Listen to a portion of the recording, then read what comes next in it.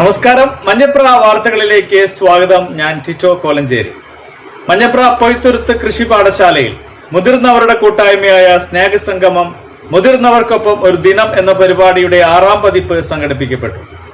Manjapra Marygiri Euphrasia care സെന്ററിലെ ഭിന്നശേഷിക്കാരായ അന്തേവാസികൾക്കൊപ്പമാണ് ഇത്തവണ മുതിർന്നവർ സ്നേഹസംഗമം ആചരിച്ചത്. വാർത്ത കാണാം. ഈശ്വര കൈകൂപ്പി നിൽപ്പു ഞാൻ നിൻ മുൻപിൽ ഈറനാണിഞ്ഞ മിഴികളോടെ കാരുണ്യമെന്നിൽ ചൊരിയണേ ഭൂവിലും കാരണനായുള്ള തമ്പുരാനേ. ഇന്നത്തെ സ്നേഹസംഗമത്തിൽ കുറച്ച് സർപ്രൈസുകൾ ഒളിഞ്ഞിരിപ്പുണ്ട് നമുക്ക് വേണ്ടിയിട്ട്. പിന്നെ നമ്മൾ ആദ്യത്തെ 2 സംഗമം മാത്രമാണ് നമ്മൾ ഫുൾ ഡേ നടത്തിയത് അല്ലേ.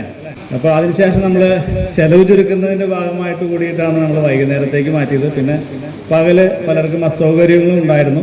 അപ്പോൾ ഒരുപാട് പേരുടെ സ്നേഹപൂർവ്വമുള്ള ആവശ്യപ്രകാരമാണ് നമ്മളിപ്പോൾ വീണ്ടും ഫുൾ ഡേ പരിപാടിയിലേക്ക് വന്നിരിക്കുന്നത്.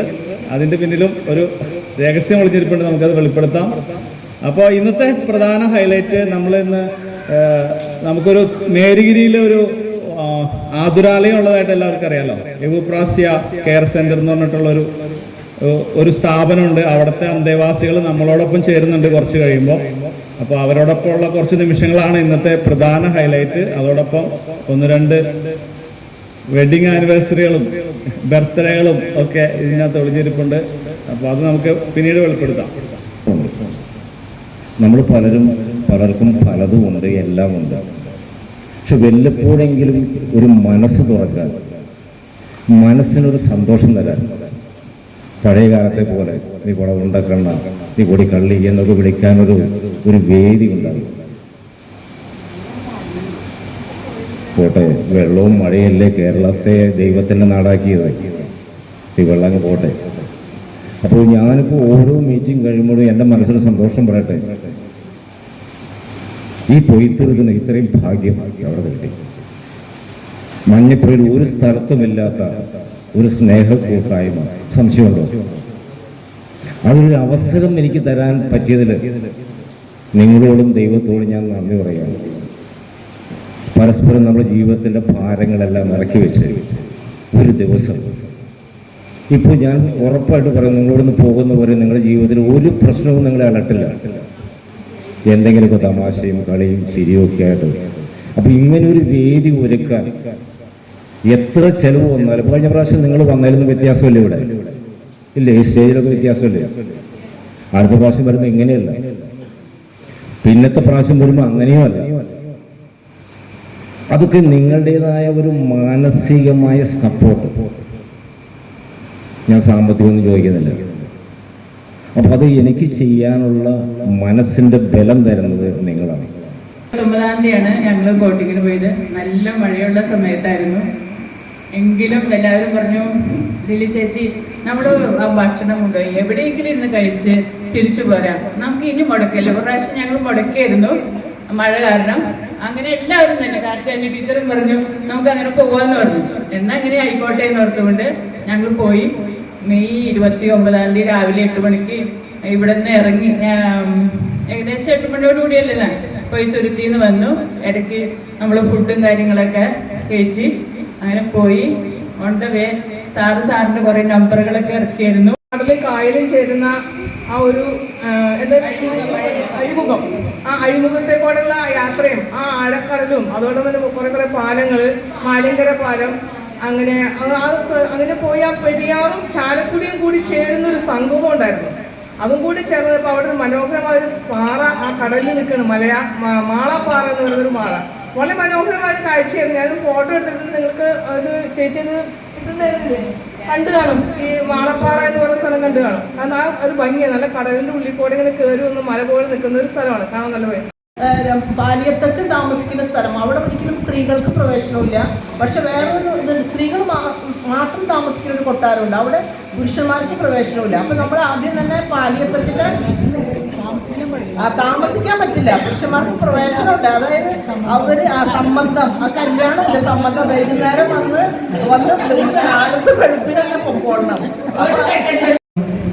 വയസ്സായി തീരെ വയ്യാന്നൊക്കെ വിചാരിച്ചിരുന്ന ഒരു കാലഘട്ടത്തിലാണ് ഇപ്പോൾ നമ്മൾ ഇങ്ങോട്ട് കയറി വന്നത്. എൻ്റെ ജീവിതത്തിൽ സന്തോഷിക്കാൻ അധികം സമയം കിട്ടിയിട്ടില്ല. ഇപ്പോൾ എല്ലാം മറന്നുള്ള സന്തോഷമാണ്. ഇപ്പം ഇന്നിവിടെ രാവിലെ വന്ന് വൈകുന്നേരം വരെ പോകുമ്പോൾ നമ്മളൊന്നും ഓർക്കുന്നില്ല. അതുപോലുള്ളൊരു സന്തോഷമായ ഒരു അനുഭവമായിരുന്നു അന്നത്തെ നമ്മുടെ ബോട്ട് യാത്രയും കൂട്ടുകാരായിട്ടുള്ള പാട്ടും ആദ്യാക്ഷരിയും അന്ത്യാക്ഷരിയും അന്ത്യാക്ഷരിയൊക്കെ ആയിട്ട് കുറേ വെടിയും പുകയൊക്കെ ആയിരുന്നു. അങ്ങനെ സന്തോഷകരമായ ഒരു ബോട്ട് പരിപാടിയും പാലിയം കൊട്ടാരത്തിൻ്റെ കാഴ്ചയും ഒക്കെ ആയിട്ട് ഞങ്ങൾ അന്നത്തെ ദിവസം സന്തോഷത്തോടുകൂടി. ഇതിൻ്റെ ബാക്ക്ഗ്രൗണ്ട്, ഇതിൻ്റെ തുടക്കം കുറിക്കുന്നതിൻ്റെ ബാക്ക്ഗ്രൗണ്ട് നിങ്ങൾക്കറിയാമെന്ന് ഞാൻ വിചാരിക്കുന്നു. അറിയാല്ല, അതായത് ആ ഇരിക്കുന്ന ആൻറ്റിയുടെ ആങ്ങള ബ്രദറ് ഒരു മെൻ്റൽ പേഷ്യൻ്റ് ആയിരുന്നു. വൈഫ് ഒത്തിരിയേറെ വേദനയിലൂടെയൊക്കെയാണ് കടന്നുപോയത്. കാരണം ഭർത്താവിൻ്റെ അവസ്ഥ ഇങ്ങനെയാകുമ്പോൾ പിന്നെ വന്ന മക്കളുടെ അവസ്ഥയും ഇങ്ങനെയൊക്കെ തന്നെ. അപ്പോൾ ഒരു അമ്മ അനുഭവിച്ച വേദനകൾ എത്രമാത്രമാണെന്ന് നമുക്ക് ഊഹിക്കാൻ കഴിയും. അതിപ്പോൾ സ്വർഗത്തിലായിരിക്കും. കാരണം അത്രമാത്രം ഭൂമിയിൽ സഹിച്ചതിന് ശേഷമാണ് അത് പോയത്. അതിനുശേഷം ഈ അമ്മ ജീവിച്ചിരിക്കുമ്പോൾ തന്നെ ഞങ്ങളുടെ സഭയോട് ഇത് ആവശ്യപ്പെട്ടു, മക്കളെ ആരെങ്കിലും നോക്കണം, നിങ്ങളതിന് തയ്യാറാകണം, ഞങ്ങൾക്ക് ഈ ഫീൽഡ് അപ്പോൾ അങ്ങനത്തെ ഒരു അവസ്ഥയിൽ അമ്മയ്ക്ക് സ്ട്രോക്ക് വന്ന സമയത്ത് അധികാരികളോട് ആവശ്യപ്പെട്ടു. അങ്ങനെ പിതാക്കന്മാരോട് പറഞ്ഞു. അങ്ങനെ ഞങ്ങളുടെ സഭ ഇത് ഏറ്റെടുത്തു. 2 സിസ്റ്റേഴ്സ് ആദ്യം വന്നു. അവർ ഇപ്പോൾ പഠിപ്പിക്കാനായിട്ടുള്ള ഫീൽഡിലേക്ക് പോയി. പിന്നെ സ്കലീഷയാണ് പിന്നെ എടുത്തത്. പിന്നാലെ ഞാനും വന്നു. അങ്ങനെ ഇപ്പോൾ അതൊരു കെട്ടിടമായി. അവരുടെ വീടായിരുന്നു ഞങ്ങൾ ആദ്യം ഉപയോഗിച്ചുകൊണ്ടിരുന്നത്. അതിൻ്റെ മുകളിൽ പ്രോവിൻസ് വീണ്ടും സ്ഥലങ്ങളൊക്കെ റൂമുകളെല്ലാം പണിതു. ഞങ്ങൾക്ക് പ്രേരണ സെൻറ്റർ അതൊക്കെ തന്നു. ഇപ്പോൾ പ്രോവിൻസ് തന്നെ അതൊരു വലിയ കെട്ടിടമായി മാറ്റി 25 പേർക്കുള്ള ഒരു അക്കോമഡേഷൻ അവിടെയുണ്ട്. ഇപ്പോൾ 9 പേരാണുള്ളത്. 13 പേര് വരെ വന്നു. ചിലരെ ഞങ്ങൾ ഹോസ്പിറ്റലിലേക്ക് വിട്ടിരിക്കുകയാണ്. കാരണം മാനസികമായ ബുദ്ധിമുട്ടുകൾ കൂടുതൽ വന്നപ്പോൾ അവരെ നമ്മൾ ഹോസ്പിറ്റലിൽ, നമുക്ക് ബെറ്റുള്ള ഹോസ്പിറ്റലുണ്ട്, അപ്പോൾ അവിടേക്ക് വിട്ടു. അവർ ബെറ്ററായി കഴിയുമ്പോൾ തിരിച്ച് നമ്മുടെ അടുത്തേക്ക് തന്നെ വരും. ഒരാളാണ്. രണ്ടാമത്തെ മോൻ മരിച്ചുപോയി, സുനിൽ. അവൻ ഇവിടെ തന്നെ കുറച്ച് നാളുണ്ടായിരുന്നു. അവൻ വയനാട്ടിലായിരുന്നു. അപ്പോൾ കോവിഡ് അറ്റാക്കായിട്ട് മരിച്ചു. അങ്ങനെ ഇവിടെ തന്നെ നമ്മൾ കൊണ്ടുവന്നു. മരിച്ചു കഴിഞ്ഞപ്പോഴേക്കും പിന്നെ ടെസ്റ്റ് ചെയ്തപ്പോൾ എല്ലാം മാറിയിരുന്നു. അവർ നമ്മുടെ ഇവിടെ തന്നെ കൊണ്ടുവന്ന് സംസ്കരിച്ചു.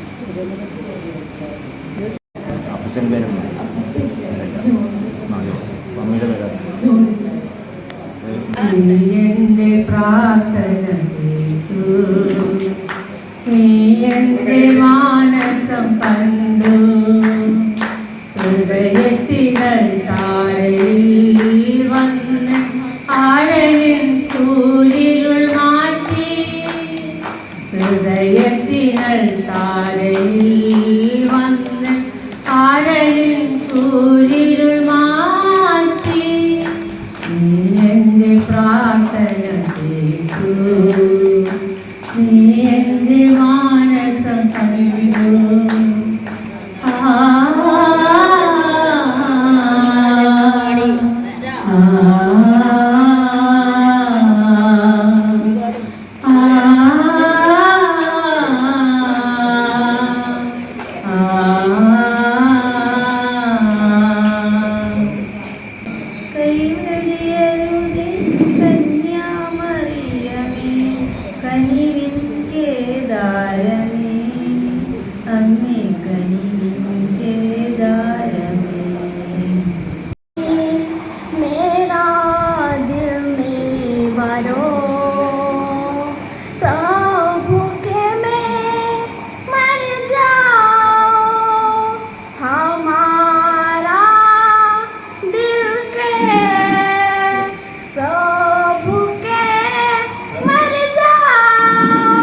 ഞാൻ ജോലി ചെയ്യുന്നത് അബുദാബിയിലാണ്. നാട്ടില് ടീറ്റു പറഞ്ഞ പോലെ ഏറ്റവും പരിമിതമായിട്ടുള്ളൊരു ജീവിത സാഹചര്യങ്ങളിലൊക്കെ ജനിച്ചു വളർന്ന് കുറച്ച് മെച്ചപ്പെട്ട സ്ഥിതിയിലൊക്കെ എത്തിപ്പെട്ടത് കൊണ്ടാവാം കൂടുതൽ ഇത്തരത്തിലുള്ള കാര്യങ്ങളിലൊക്കെ ഇടപെടാനായിട്ടുള്ള ഒരു മനസ്സ് നമുക്ക് എപ്പോഴും ഉണ്ടാകുന്നുണ്ട്. കഴിഞ്ഞ ദിവസം നടമുറി സ്കൂളിൽ കുട്ടികൾക്ക് ട്രാൻസ്പോർട്ടേഷൻ്റെ സൗകര്യത്തിന് വേണ്ടിയിട്ട് 2 ലക്ഷം രൂപ സമാഹരിച്ച് നൽകാൻ സാധിച്ചു. അത് മഞ്ഞപ്പുറ പഞ്ചായത്തിലും വൈമ്പുഴ പഞ്ചായത്തിലൊക്കെ ഉള്ള നിരവധി ആളുകളുടെ സഹായം കൊണ്ടാണ് നമുക്കത് അത്തരത്തിലുള്ള പ്രവർത്തികൾ സാധ്യമാകുന്നത്. നമ്മൾ ഒറ്റയ്ക്കല്ല ഒരു കാര്യം ചെയ്യുന്നത്, പല കാര്യങ്ങൾക്കും ഇനിഷ്യേറ്റീവ് എടുക്കുന്നു എന്ന് മാത്രം. അതിനുവേണ്ടി സമയം കണ്ടെത്തുന്നു, അതിൻ്റെ ഉത്തരവാദിത്വം ഏറ്റെടുത്ത് കൃത്യമായിട്ടുള്ള കാര്യങ്ങളിൽ ആളുകളെ കണ്ടെത്തി ഏകോപിപ്പിച്ച് ഒരു സ്ഥലത്തു നിന്ന് അർഹതപ്പെട്ട മറ്റു സ്ഥലത്തിലേക്കുള്ള ഒരു സഹായം എത്തിക്കാനുള്ള ഒരു മാർഗമാകുന്നു എന്നുള്ളതാണ് കൂടുതലായിട്ട് ഞാൻ ചെയ്യുന്നൊരു കാര്യം.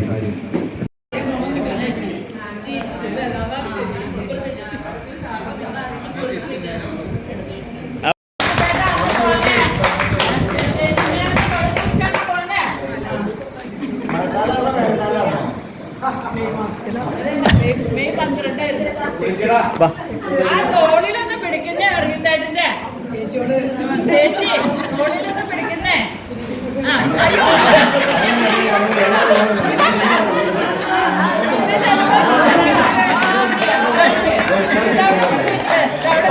രണ്ടുപേരും കൂടി അവിടെ വാ.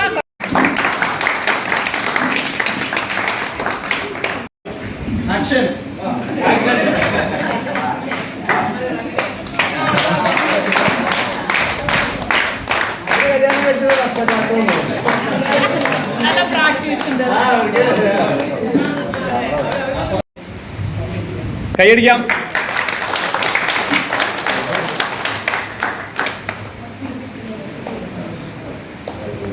മധുരം കൊടുക്കട്ടെ, മധുരം കൊടുക്കട്ടെ, കൊടുക്കാൻ പാടാ.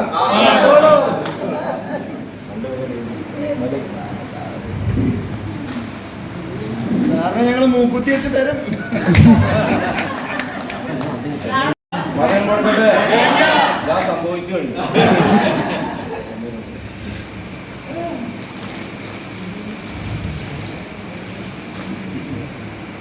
മധുരിക്കും ഓർമ്മകളെ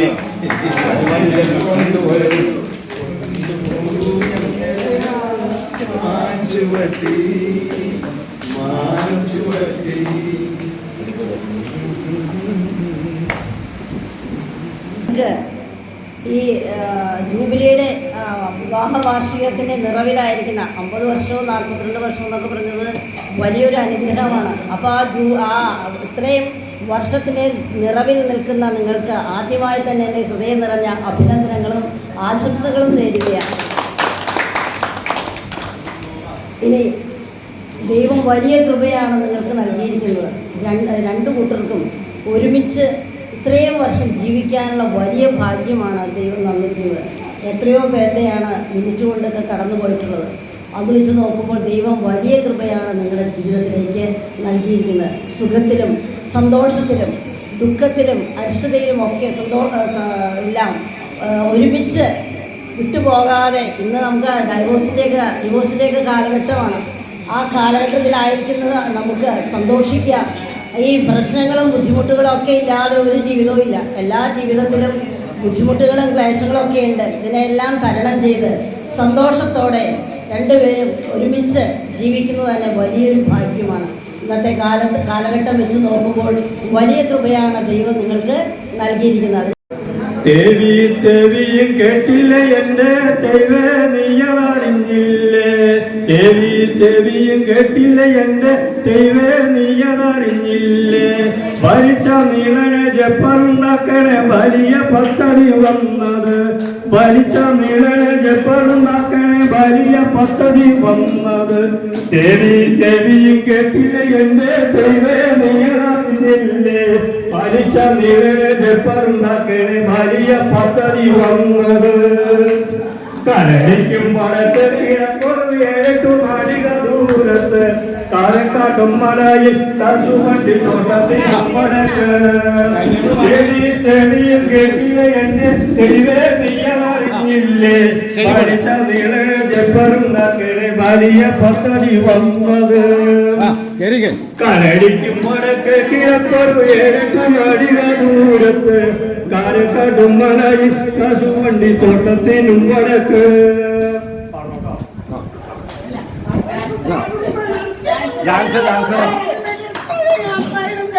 കാലു കണ്ണും കുട്ടിയുറങ്ങുക നീയൻ കണ്ണേ പൊന്ന പൊന്നുമകളെ താരാട്ട് പാടുവാൻ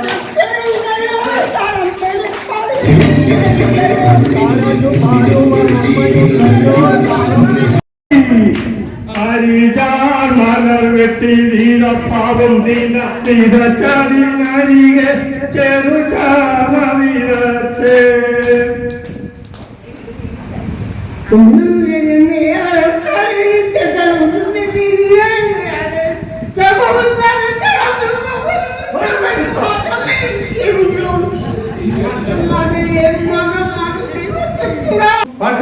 പാട്ടുപാടാനറിയാമെങ്കിൽ താളമൊന്ന് പിടിക്കാമോ കൈത്താളമൊന്ന് പിടിക്കാമോ എല്ലാ പാട്ടും പാട്ടല്ല പാട്ടായ പാട്ടും പാട്ടല്ല പടിലും പാട്ടായൊരു പാട്ട് കേട്ടാ പിന്നെ മറക്കൂല ഒന്ന് പാടിയാ പിന്നെ മറക്കൂല എല്ലാ കൂട്ടും കൂട്ടല്ല കൂട്ടായ കൂട്ടും കൂട്ടല്ല കുടിലും കൂട്ടായൊരു കൂട്ട് കൂടിയാ പിന്നെ മറക്കൂല നമ്മൾ കൂടിയാ പിന്നെ ആരെയും ഭാവഗായകനാക്കും ആത്മസൗന്ദര്യമാണു നീ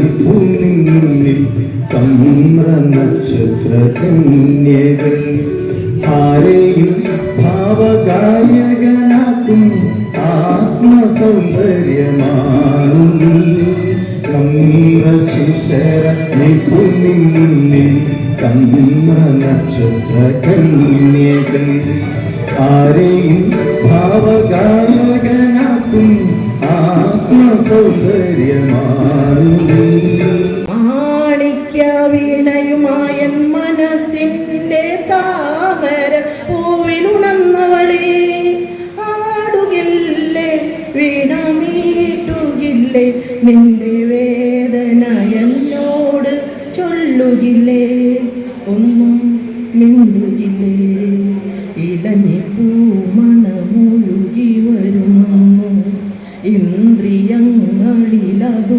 പടരുന്നു പകൽക്കിനാവിൻ പനി നീർമഴയിൽ പണ്ടു നിൻമുഖം പകർന്ന ഗന്ധം.